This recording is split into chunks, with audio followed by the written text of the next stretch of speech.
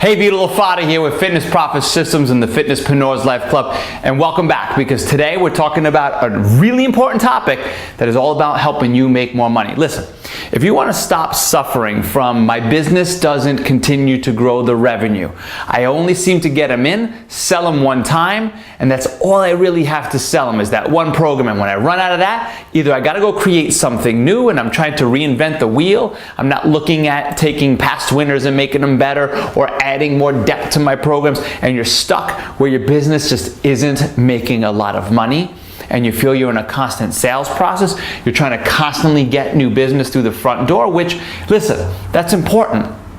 It's important for you to keep growing your business by getting new bodies in the door. That's one of the 3 ways to grow your business. The other 2 ways that are often just left off the table in our industry is, how do I get more dollars out of my current clients and how do I get them to buy more often? When you put those 2 on, those are the most profitable ways to grow your business, because getting new bodies in the door requires so many dollars to go out and generate new leads and get new bodies in between ads and marketing and all the different things that you put into the front end of your business. That's the most expensive way. Oftentimes our first feeder programs, we're hoping to just break even and not take a massive loss on them, so we can get them in the door and begin to move them through our business. Top performing businesses are willing to break even or take a loss on the front end when they have a stacking revenue model that builds a back end to the business, because a back end is where you know you can keep moving people through and know that once you do have them in the business, you have things to continue to offer to them that keep on helping them move up their ambition line, is what I like to call it, where they're like, hey man, I have this ambition to be something, to be that better athlete, to be that more sexy, confident woman, to be that better business owner, whatever it is. How do we keep moving them up there? And when we keep taking them on that trajectory and we build a business that supports that, we're building a true legacy with our business. And isn't that what we each want with our businesses? I know you do, otherwise you wouldn't be part of anything that we're doing here at Fitness Profit Systems in the Fitnesspreneur's Life. So let's talk today, because when we talked last time, we talked about that bridge marketing and how do we start creating and articulating that value and stuff. Today, it's just a simple little formula I want you to walk away with that is about you knowing, how do I start thinking about my business in the strategic way that creates stacking revenue? I brought them in once, I moved them up, and oftentimes in that stacking revenue, as you go up, so does the dollars that you start commanding when you lift people up. In the beginning, when you're solving some of their first problems, you can only command so many dollars because the value is still smaller. But as you start to create more value, you can start continuing to raise the price. Now, what do you need in order to figure out your stacking revenue model? Simple. Listen, you need a tribe. You want to identify your tribe. So let's just go with, I think when we were in our last episode, we were talking about the varsity bound athlete.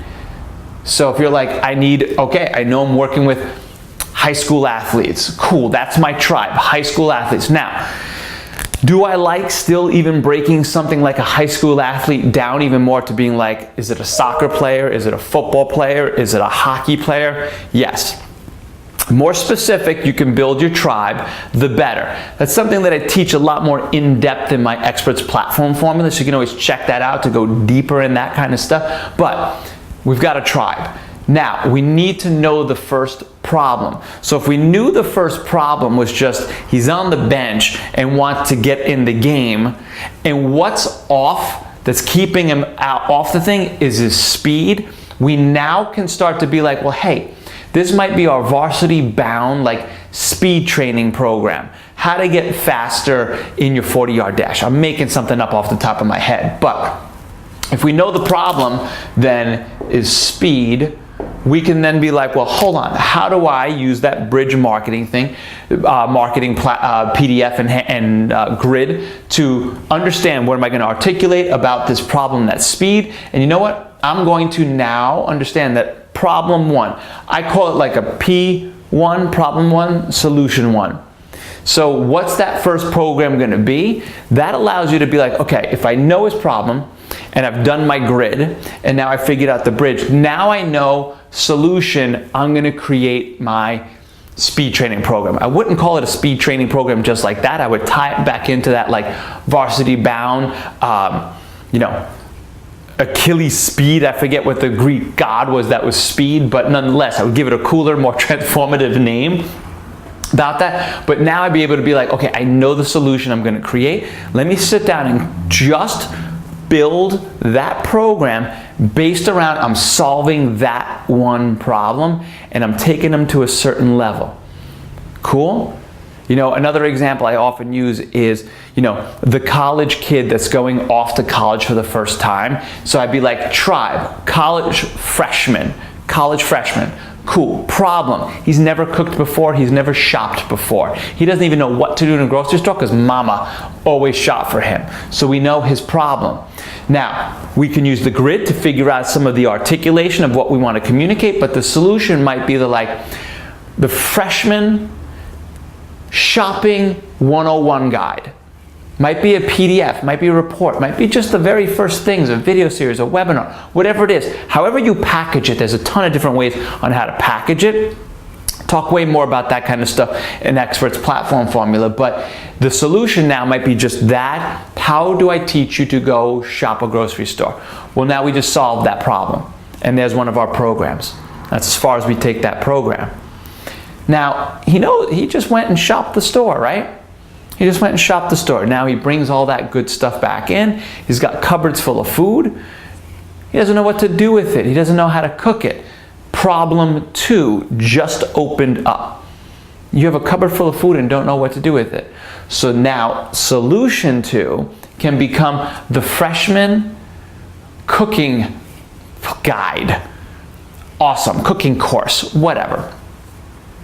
Now we've got that second program that now teaches them how to cook the basics, how to make some basic salads, tuna sandwiches, some pasta, and cook some chicken. Whatever it is, basic stuff. Just so that as a freshman, he knows exactly what to do to just keep himself freaking alive. And as freshmen guys, that's all we really cared about back then was just how do I just keep myself fed and go.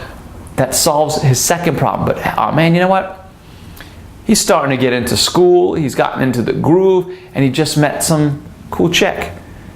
And now, he's just like, oh man, like my basic cooking skills, they're not gonna impress her. That's not gonna be, we're in the mind of our client. So we think about, so his next problem is the fact that he wants to cook to impress somebody.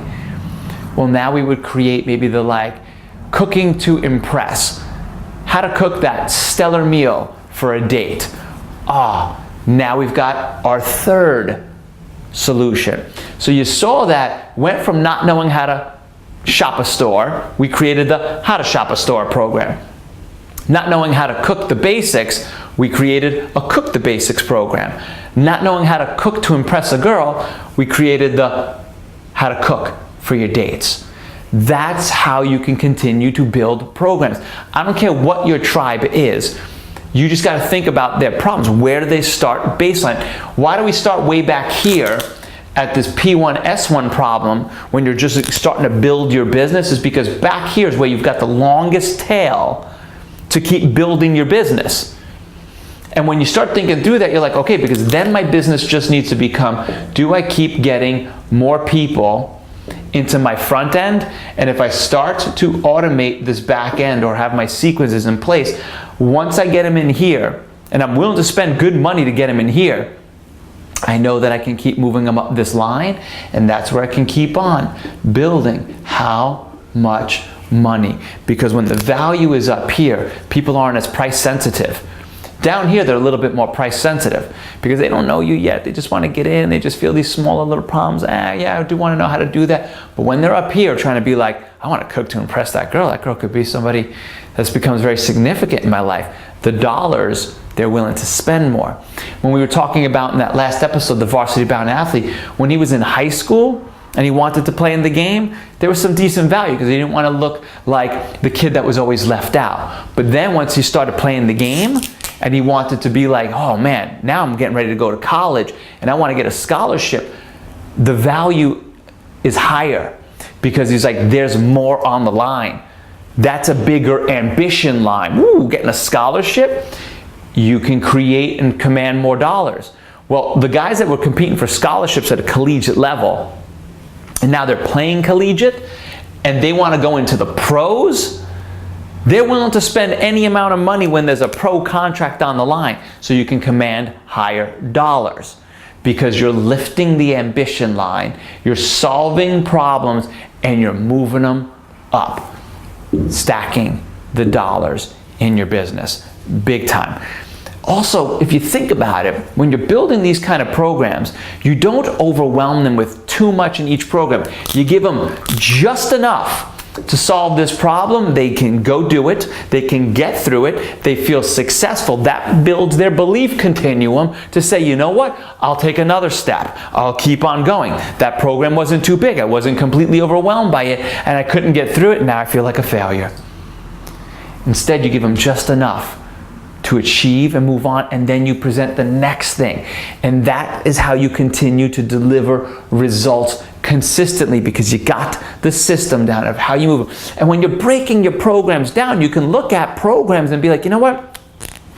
If I didn't get as good of results in this part of the program, you can look at it in more of a small microcosm and be like, this is where I got to fix. When the program was huge and you tried to pack everything you had in one program, you didn't know where it was breaking down.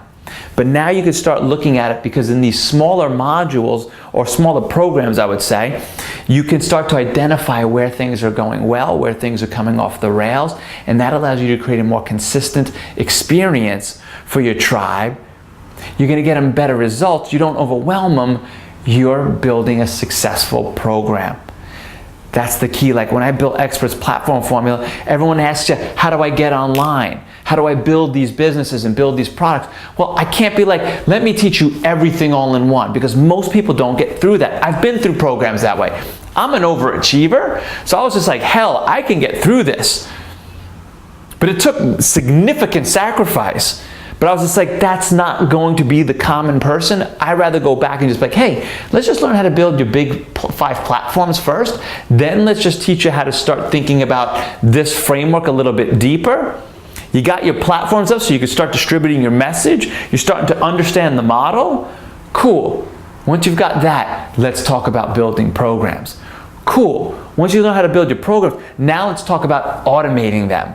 And that's how you continue to build it out. So just stuff to start thinking about how you can do that. So that's our discussion on stacking revenue. I anticipate seeing all of you starting to build this style of a business for yourself, so you don't have to just feel like all I got is one thing. I don't know what to sell them next. I don't know how to progress them. And instead of just always getting new bodies in, you can continue to add more value, which adds more dollars.